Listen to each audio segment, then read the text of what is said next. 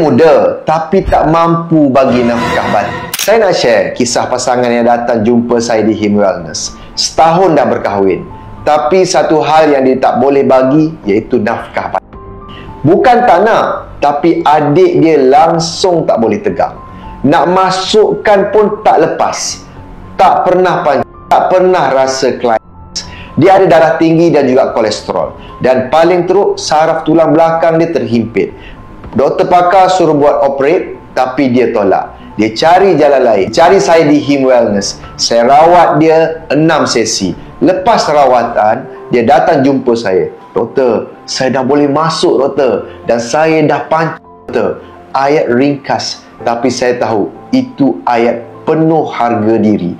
Dia rasa muda balik, hidup balik, yakin balik. Hubungan dia dengan isteri makin erat. Dan inilah sebab saya teruskan kerja ini. Sebab saya tahu di luar sana terlalu ramai lelaki yang senyap-senyap hadap benda ini sendiri, tapi tak tahu macam mana nak mula. Kalau you all pun alami masalah yang serupa, jangan tunggu semakin teruk. Datang jumpa saya di Him Wellness, saya bantu.